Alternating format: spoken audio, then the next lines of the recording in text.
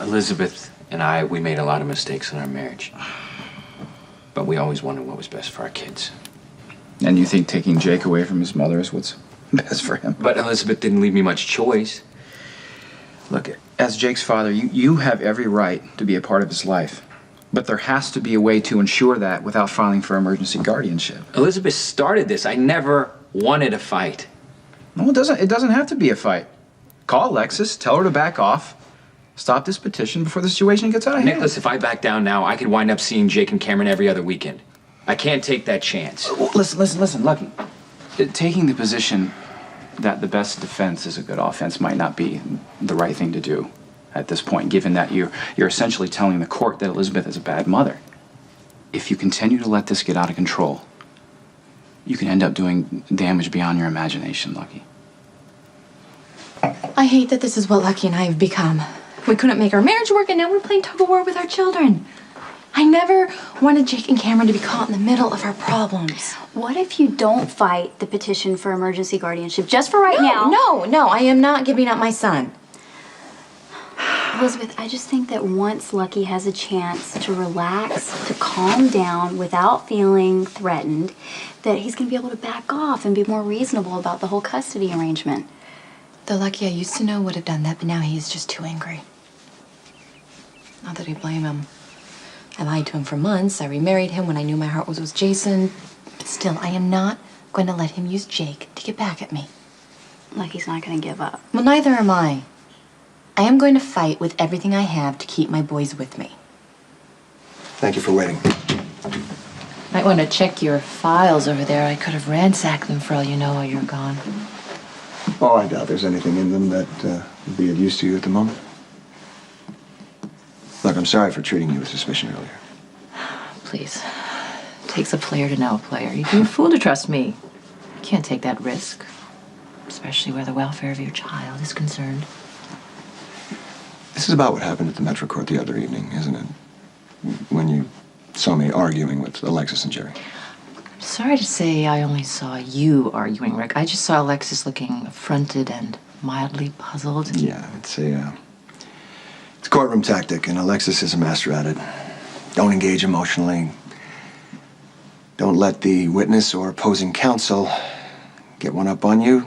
Let them become outraged and treat the issue at hand as something that's been blown way out of proportion. That way, the other party seems unreasonable.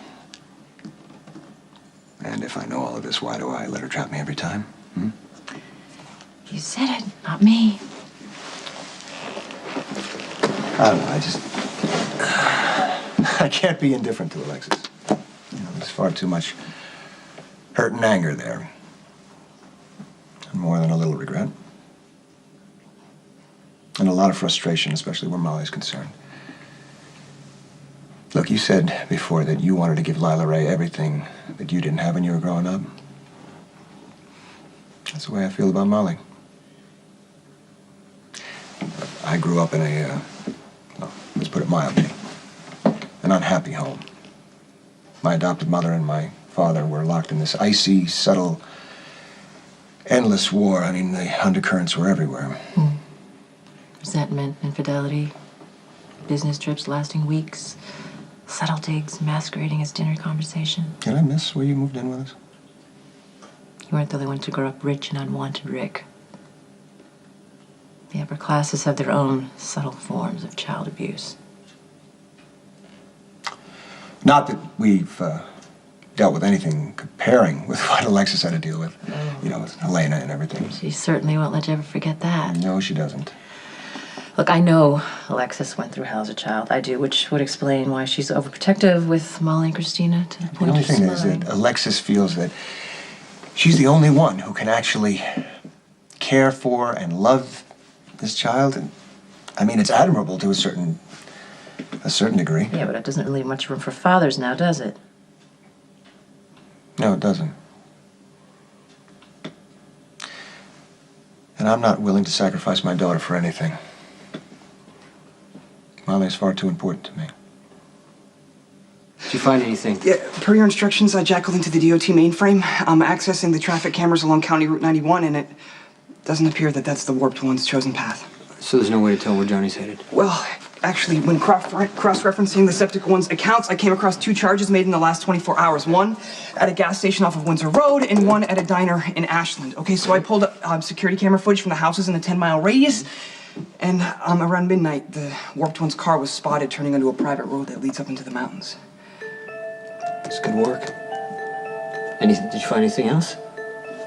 It appears the younger Zakara is not traveling alone. Although it was dark, a flash of blonde hair was discernible as the car passed under a street light. It appears that Fair Lulu has taken another ride with the